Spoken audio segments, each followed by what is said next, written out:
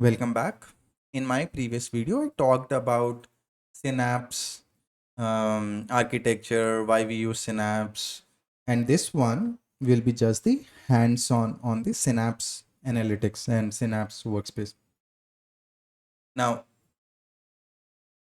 in my previous video, I already told you how you create Synapse, but if you really want me to, I'll just give a walkthrough or a recap how we can create Synapse. We go to portal. I assume you're familiar with the portal. You go to portal, you click on create a resource, you search the resource that you want. I click on Synapse Analytics. Let me create Synapse Analytics workspace in this video. In previous, I did not, but let me just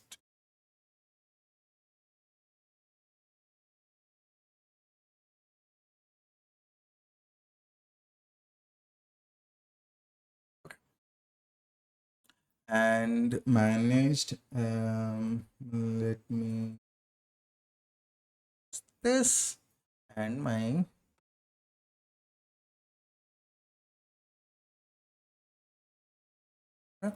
and let me just use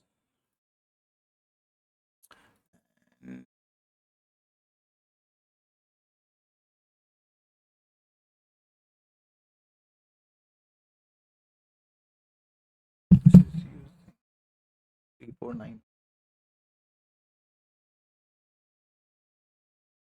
So what we do is we choose a resource group. Now you can choose you can use an existing resource group, or you can create a new one. I'm creating a new resource group for my Synapse.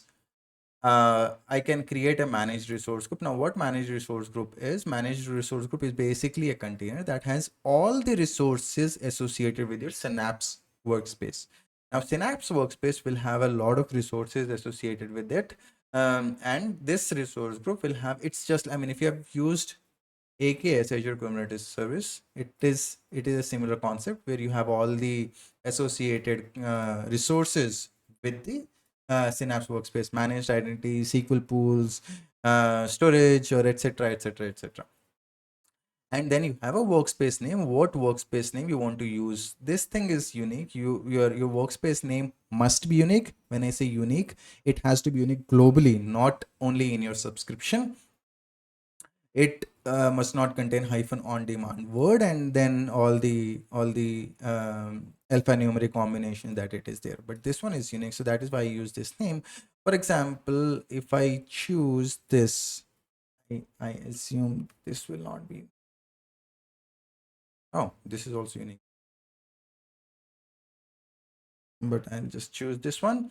You use a subscription, sorry, you choose a region, in which region you want to use, and then for Synapse Workspace, it will also use as Data Lake Gen 2 storage, Data Lake storage. This is the primary storage account for the workspace, which will hold all your data that you will be querying and doing, etc. And then you have a file system name, which is because Janap uses a hierarchical namespace, and then you choose your file system name where you want to, which we will be using as your primary file system name for your Janap, for your Synapse Analytics workspace. And then you specify what is the authentication mechanism for your SQL pools. Now in Azure Synapse Analytics, which I'll walk you through in my lab in couple of minutes, you also have something called SQL pools. Now you choose what will be your SQL pool admin username and password. Now you can choose both the mechanisms. You can either use Azure Active Directory authentication, or you can use Azure Active Directory authentication and the local authentication also. When you use Azure Active Directory authentication, which means you'll have the AAD-SSO authentication, but when you use local also, it creates this user and password in your server, in your SQL server, SQL pool, and then you can use SQL commands to manage those users also.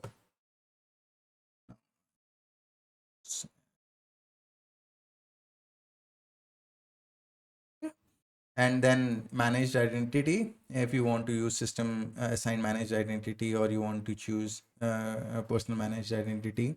And then you have workspace encryption, which will not deep dive. You have managed virtual network. if you want to enable private endpoint, or you do not want to enable private endpoint. If you want to enable private endpoint, you can choose enable managed virtual network, which allows you to configure private links and private endpoint. I will disable it for now. I'll not use any tags, or let me use it. Using a tag, I click on preview and create, and then I can click on.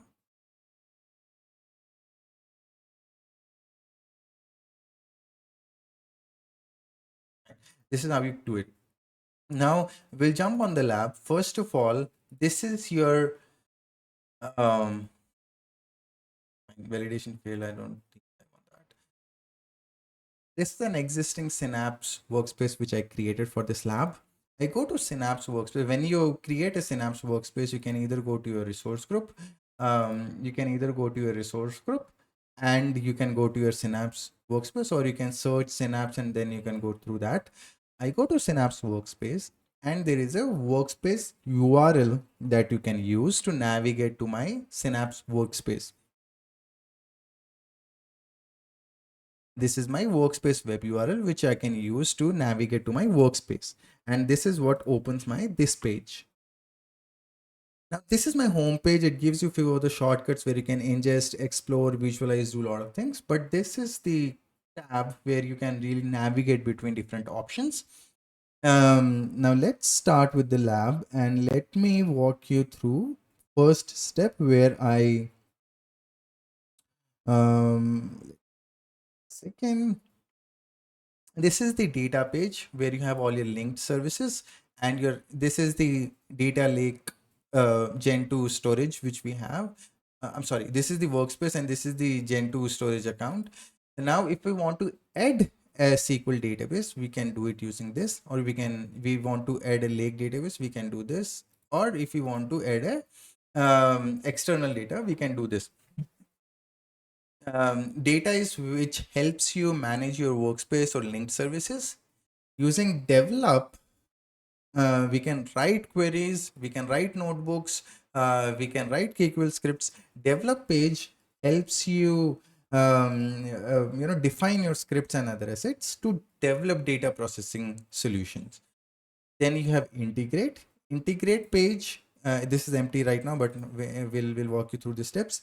Integrate steps helps you manage your data ingestion and integration assets, such as pipeline transfers and transform data between different sources.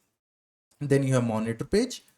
In the monitor page, you can observe your data processing jobs as they run, and you can also view the history. You can go through the pipeline runs, you can go through the trigger runs, integration runtimes, because see, this is using compute in the backend, right? So you can check your integration runtime status, etc. And then you have a manage page.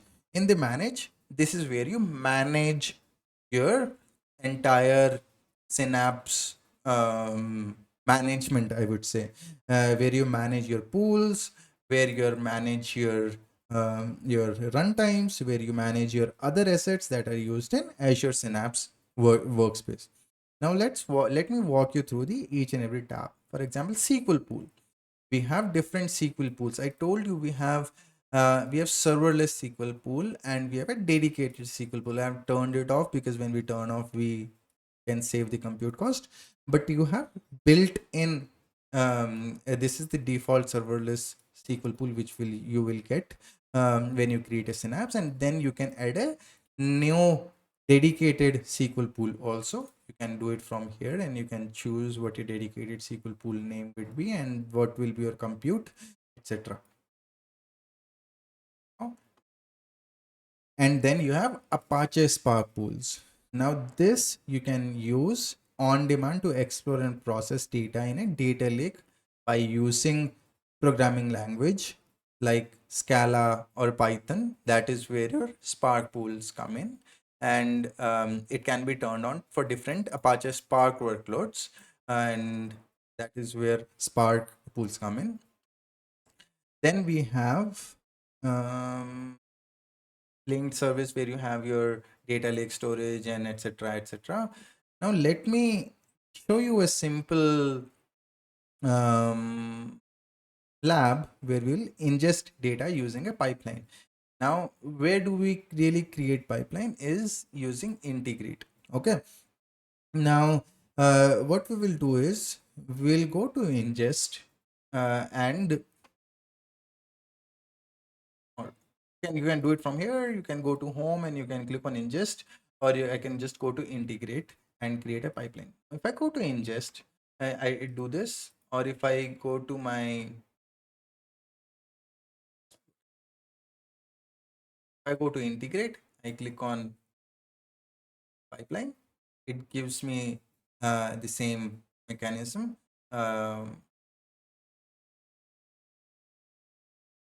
And ingest. Now, what we will do is we'll use the copy data task to create a pipeline. So we use built-in copy task, and we'll use run once. Now we can schedule and we can have a tumbling window also. We'll use run once because we just want to run it once. We go to next. Here we can choose what kind of our data stored will be, whether it is blob, Cosmos DB, data lake. We have almost everything, you can name it, SAP, MongoDB, etc., etc. Right now our data is in blob. We use blob, and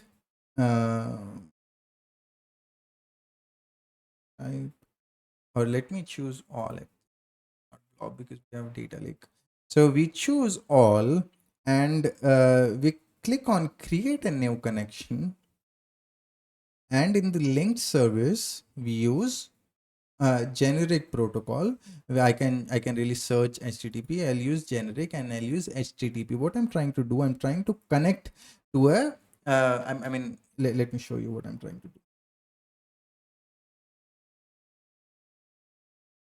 I have this CSV file in my in GitHub.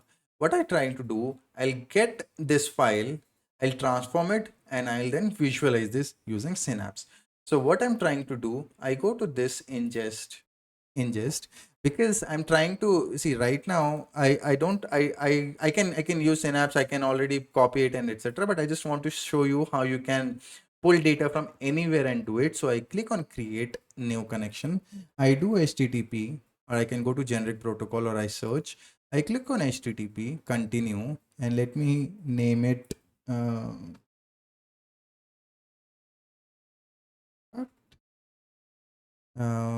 if you want to give description, for example, product list via HTTP, and auto, this is the integration runtime that I told you. This is the compute where it will run. This is the runtime where it will run all my queries, and this is the URL that I told you.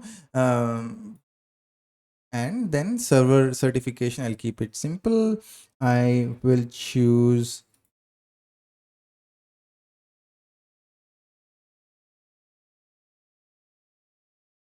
anonymous because this URL doesn't really require authentication. So I'll not use basic, I'll use anonymous. And then I click on server certification validation is enabled. And then I click on leave everything blank. And after creating connection,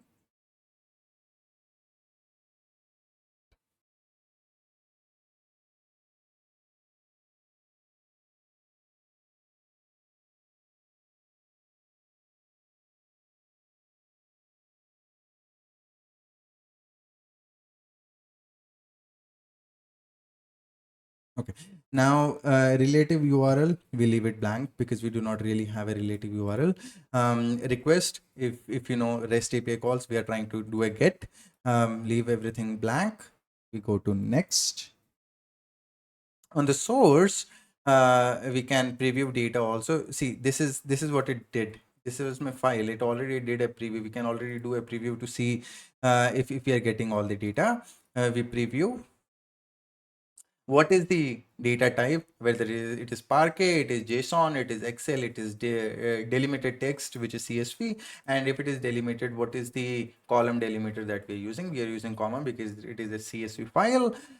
We can edit also. We don't want to edit, we'll just keep it like that. Row delimiter, whatever we want. If we choose first row as header, if you see the file, this is my first row, this is the header that I want to keep.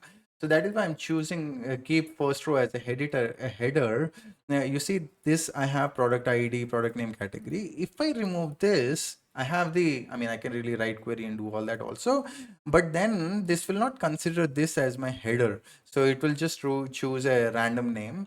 I want to use first row as header. I do not have any compression. So I click on next. On the destination, again, I'll use Azure Data Lake, because now what I want to do, see, I'm creating a pipeline. I'm getting all the data which is available in over the internet. I want to create a pipeline and I want to ingest the data in my blob storage. Sorry, data lake storage, Gen 2. And this is my data lake storage, which is already synced with this, which this is the linked storage, right? This is what I told you we were creating when we were, I mean, we chose a data lake storage when we were creating the we are creating a Synapse workspace, right? So this is the Gen app, sorry, this is the Azure Data Lake storage that is associated with my workspace. Now, what is the folder path? Where I want to save, I can browse. I have my files, and in the files, I'll create a folder, or I'll not create a folder. I'll just use,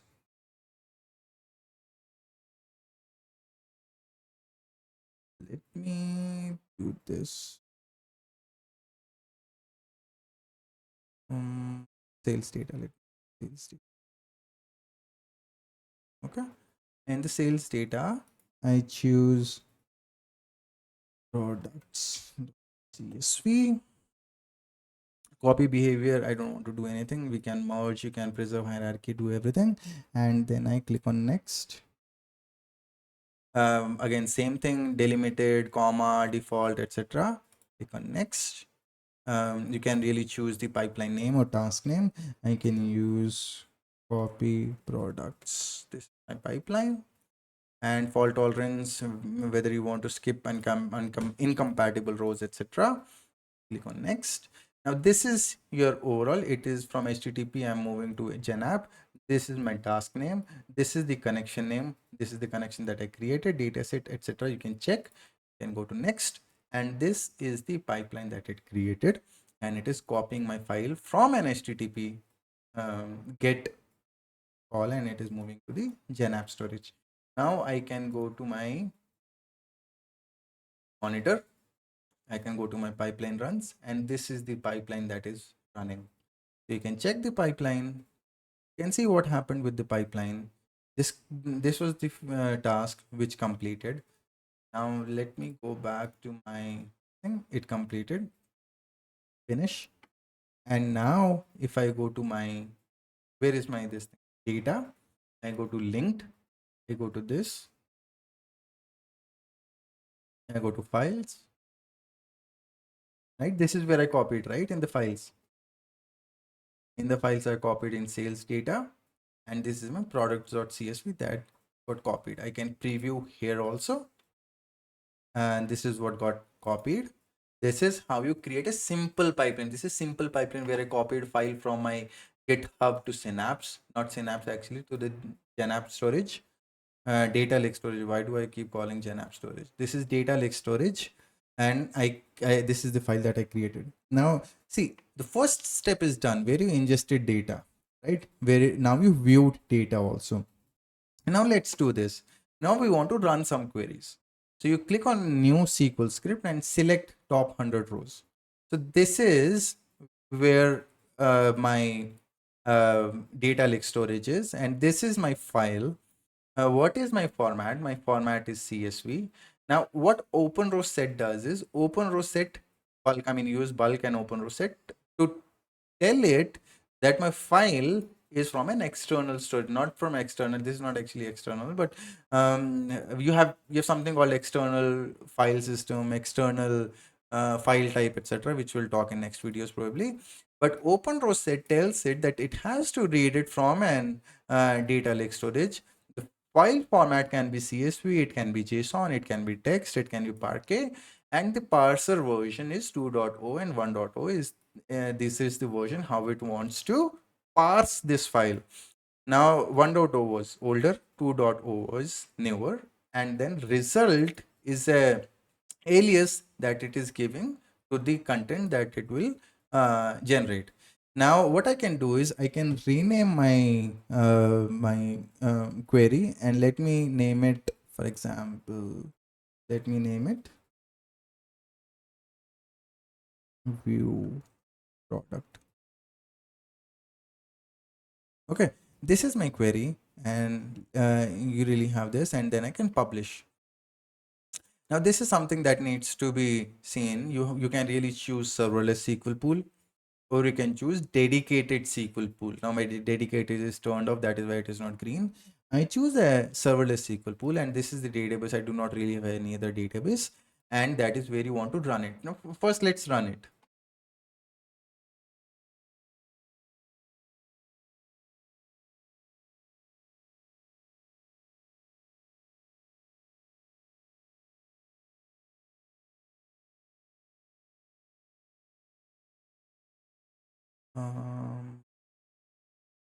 The correlation,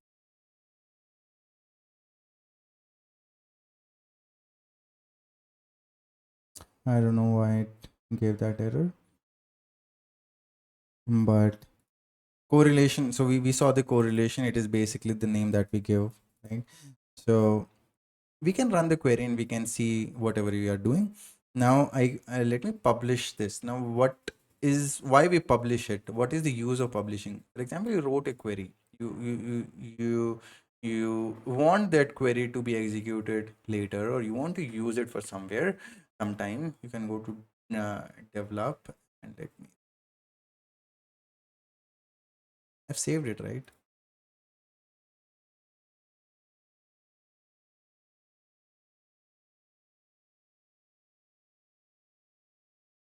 Now this is a SQL script which I've already published. So you see it under develop, correct? So that is the whole idea behind publishing it. Now, next thing what I want to do is I want to use a user to analyze the data also. For example, go to my query, and if I run this, see, it is not recognizing the header. My column name is C1, C2, C3, C4. So what I can do is I can just add a section called header. I mean, really, it's not intention is not a thing here, but it looks good if we use intended value. So if I use header row is equal to true and I run,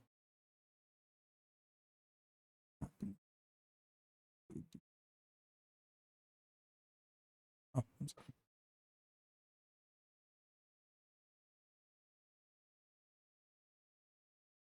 See now, if I comment it out, right?